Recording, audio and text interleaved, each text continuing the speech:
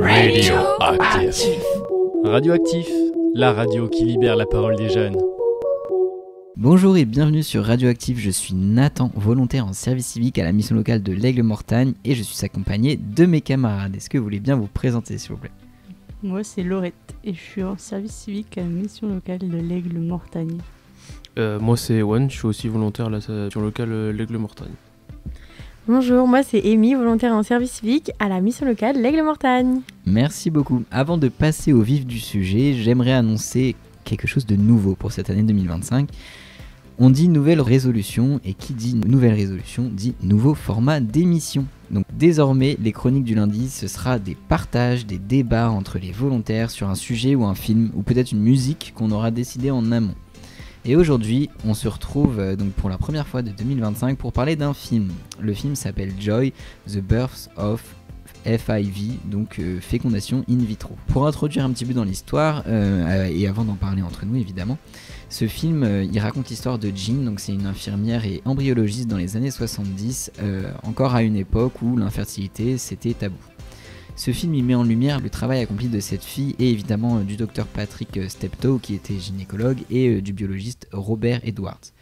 Et leur but commun c'était d'aider les couples infertiles en créant justement la fécondation in vitro.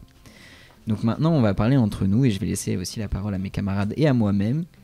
On va tous dire notre avis sur ce film, ce qu'on en a pensé et la comparaison avec l'histoire vraie, car ce film a été inspiré d'une histoire vraie. Pour commencer, qu'est-ce que vous avez pensé en général du film ? En général, j'ai eu beaucoup de mal à me mettre dans le film. C'était un peu trop scientifique pour moi. Vers la fin, j'ai préféré la fin. Parce que il y avait les images, les vraies images, tout ça. Enfin, je préférais la fin, c'était moins scientifique, on va dire. C'est vrai que les termes étaient un petit peu compliqués à comprendre pour nous qui sont pas du tout dans le truc scientifique. Mais ouais, je comprends. Et toi, Ewan, t'en as pensé quoi ? Moi, je trouvais le début un peu long, surtout. C'est quand elle retourne au labo que moi j'ai réussi à être dedans. Parce qu'au début, c'est vraiment trop long. C'est plus de la rencontre au début, ouais. Plus des recherches, donc c'est vrai que c'est un peu plus compliqué à mettre en place dans notre tête. Et toi, Amy ?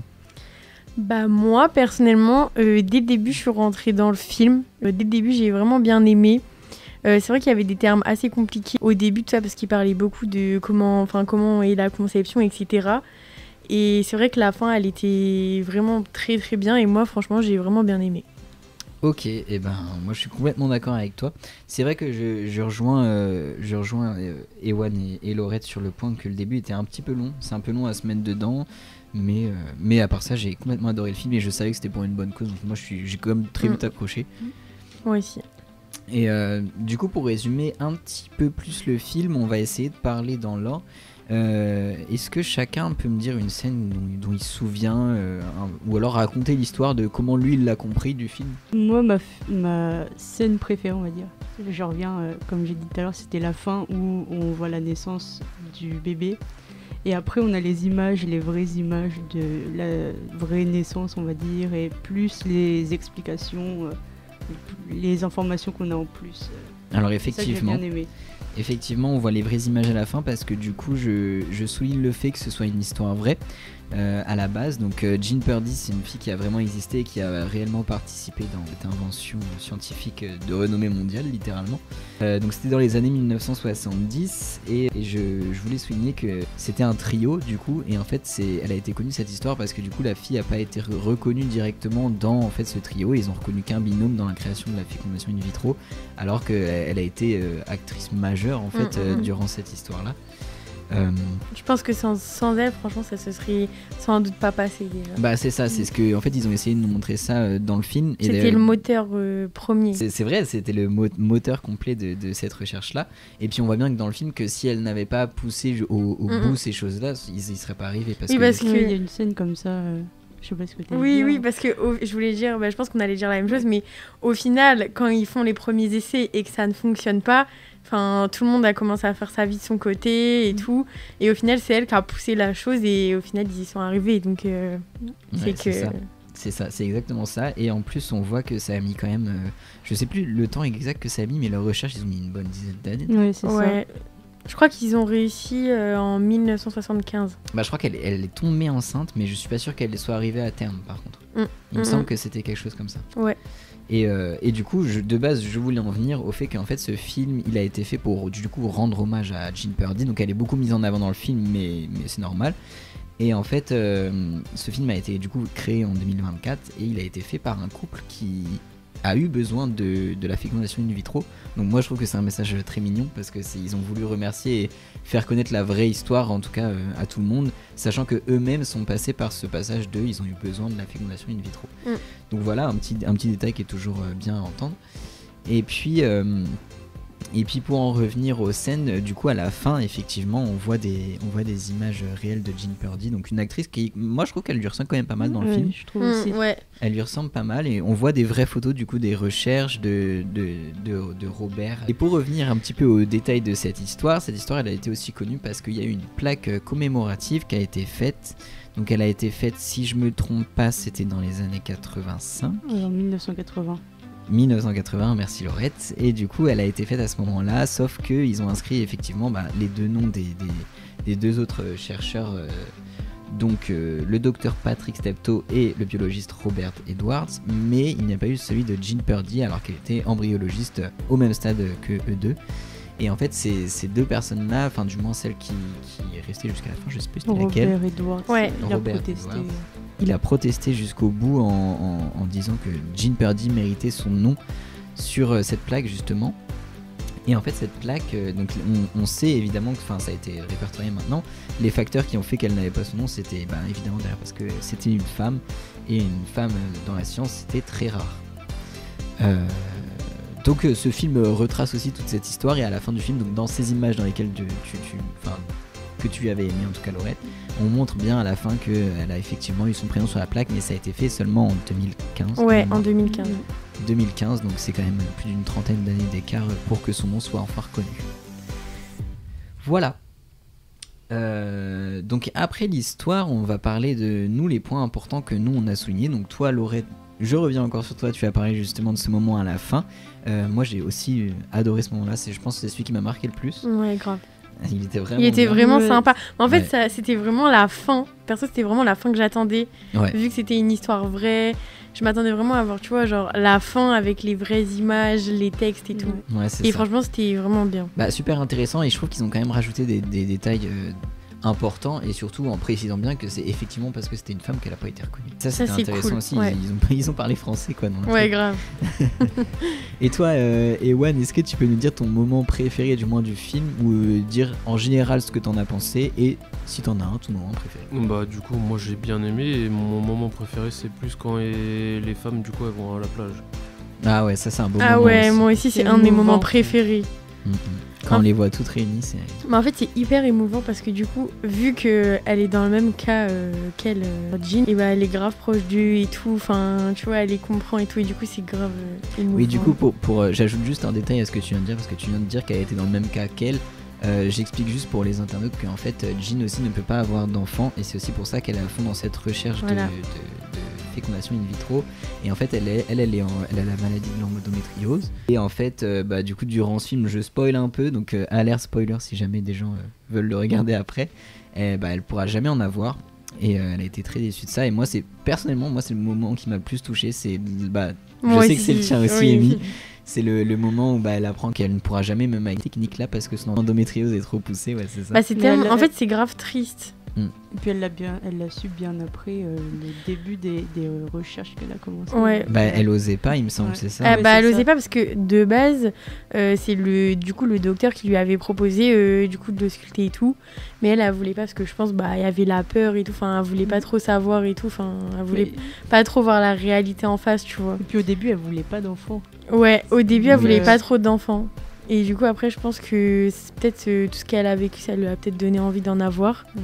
Il me semble de mémoire, elle a pas un texte, un moment où elle dit qu'elle a essayé, enfin qu'elle a couché avec des hommes etc, mais qu'elle a jamais pu avoir c'est quand elle parle à sa mère, elle lui dit en gros que elle a essayé d'avoir des enfants mais elle a jamais réussi. Parce qu'en gros sa mère elle faisait que de lui refaire des proches en mode fais ta vie, et des enfants, enfin crée ta famille, au lieu d'être plongé en gros dans tous les trucs scientifiques et tout quoi. Ouais.